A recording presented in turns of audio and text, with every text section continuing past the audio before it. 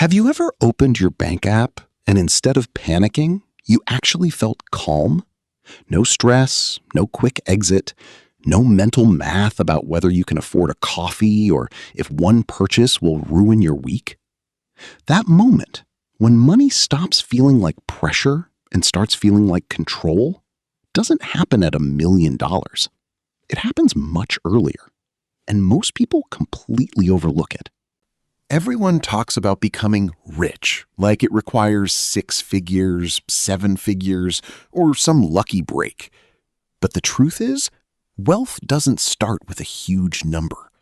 It starts with a threshold, a point where your entire relationship with money shifts. For most people, that point is around $20,000 saved. Now, before you dismiss that as too small or too big, think about this. Money works in phases.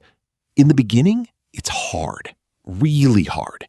Saving feels slow, progress feels invisible. Every dollar takes effort. It's like pushing something heavy uphill. You're working, but it barely moves. But eventually, something changes. You build momentum. And once you hit that first real milestone, things stop feeling so heavy. That's what $20,000 does. Before it, you're in survival mode. After it, you start playing offense. After it, you start playing offense. When you don't have savings, every decision feels urgent.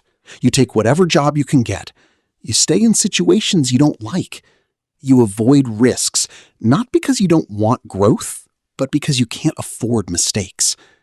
Your brain is focused on one thing: getting through the month. But once you build a solid financial cushion, something shifts internally.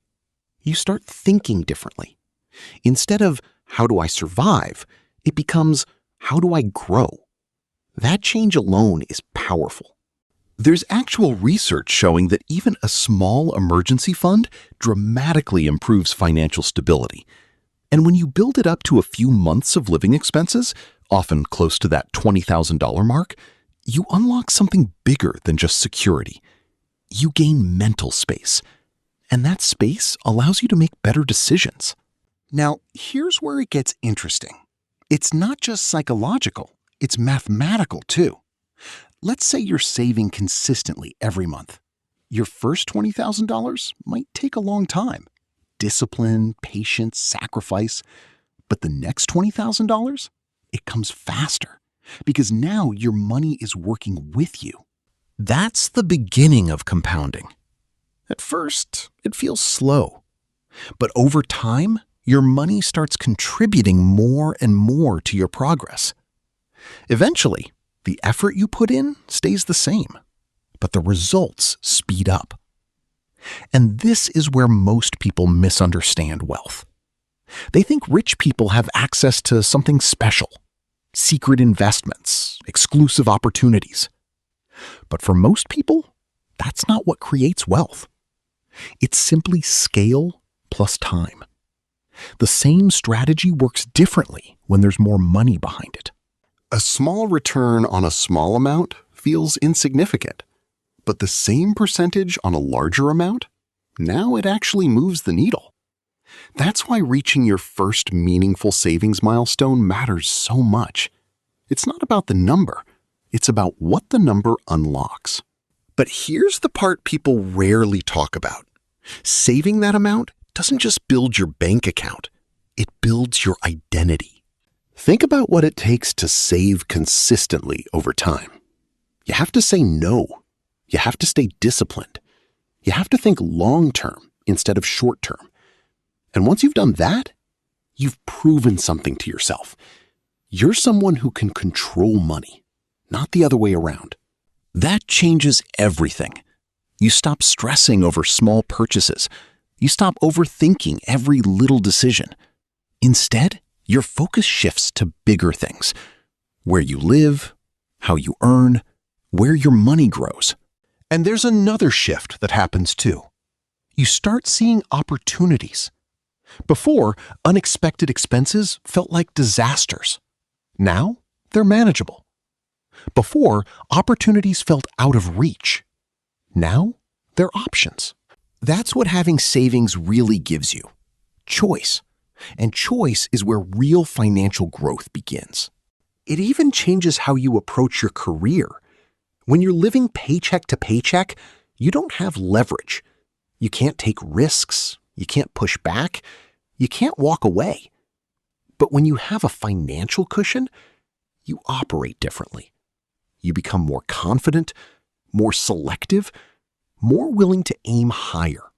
And ironically, that often leads to better opportunities and higher income. Not because you got lucky, but because you're no longer acting from fear. Now here's where people make a mistake. They reach that first milestone and then spend it. They reward themselves too early. A new car, a big purchase, something that resets everything. But that money isn't a reward.